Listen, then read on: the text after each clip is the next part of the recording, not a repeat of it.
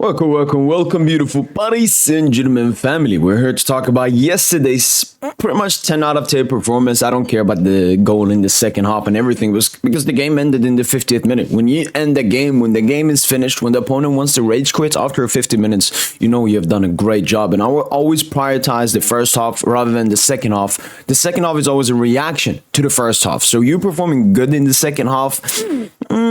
That's why I've been a bit like, especially the previous UCL games where Girona, for example, stinky first half. Then we come back in the second. We have to react to the badness we've done in the first half. But this time, we didn't need to. Do it, man.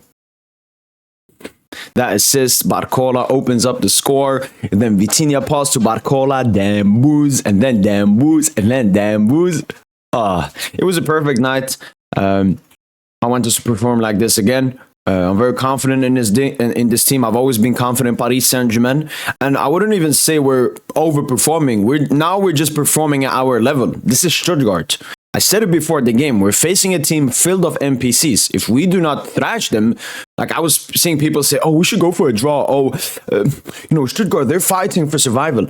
Look, whatever the opponent wants to do or is thinking about shouldn't matter to us. Because this is Paris Saint Germain. And that's exactly what the players did. And that's the mentality I love to see from the players, where they just don't give a fuck. They don't respect the opponent. I mean, you're obviously supposed to not underestimate the opponent 100%. Like, you have to give your 100%, not like give 70% because these guys are ass. But they gave 100%. And, I mean, I've seen tighter Coupe de France games. That's how garbage Stuttgart were, bro. Shout out to our players. Shout out to every single player. I mean, Donnarumma. That save before the second goal. Unlucky he didn't keep a clean sheet. He was mad, but huge performance from Donnarumma. And in the last 4 games, run back Hakimi. Hakimi, I know, recently has been suffering an illness. Maybe Dembouz gave him the call or something.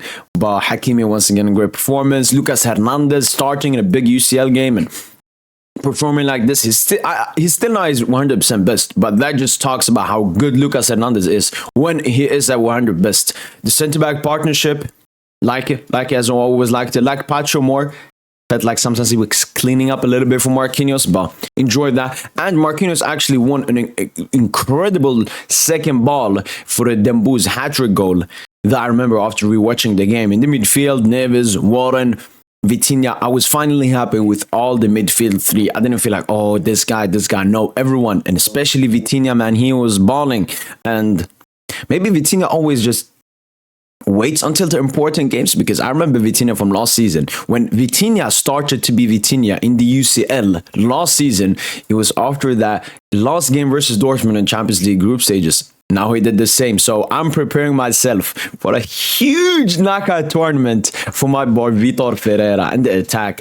Do it, man. I mean, the thing with Do It, he still has some flaws in his game. There's still stuff he can improve, which it's insane because he's already so good.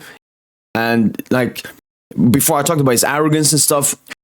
He's turned it into, I don't know, like just confidence or overconfidence. Like he does stuff that nobody would even try to do because nobody's that confident in themselves and their abilities and taking that kind of a risk. And that's why I like Do It a lot. I always love risk taking, especially attackers. You have to be a risk taker because high risk, high reward. Dembouz.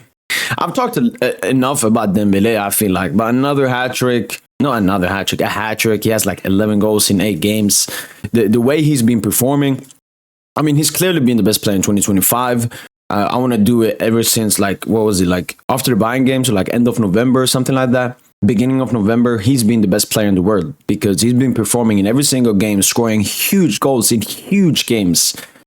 And what a performance from Ousmane Dembélé, man. It's a superstar-esque performance from Dembélé. And then Bradley Barcola, in his last 4 starts, he has 2 GA in all of them, 1 goal, 1 assist in all of the games. Spectacular. I love how he's gone back to the playmaking from last season. Maybe this season it was a bit hard for him to be that big of a playmaker because we don't have an Mbappe centrally, but he's starting to find the playmaking with Ousmane Dembélé, and spectacular, man. I want to see more of this. Like, I want to see PSG. Luckily, we're playing on the weekend versus Brest. And then we have the UCL games coming up, so it's game coming thick and thin, and I just can't wait, but looking back at the game, it was just a dominant performance. And I think this is exactly what we can call lucha ball, in the sense where we're a heavy possession team. But if we want to counter, if we want to be direct, just like that second goal, we can cook through a team. I think we potentially could be the best counter-attacking team. Maybe not tactically, because Liverpool, they only focus on counterattacks. Barcelona, a lot, especially in big games, they focus a lot on counterattacks. The thing with us is just the weapon we have. We have Bradley Barcola. You don't want him in 1v1s. You don't want Dembele in 1v1s. You don't want Du in 1v1s. And we're adding Kvara. And we have Hakimi and Nuno Mendes.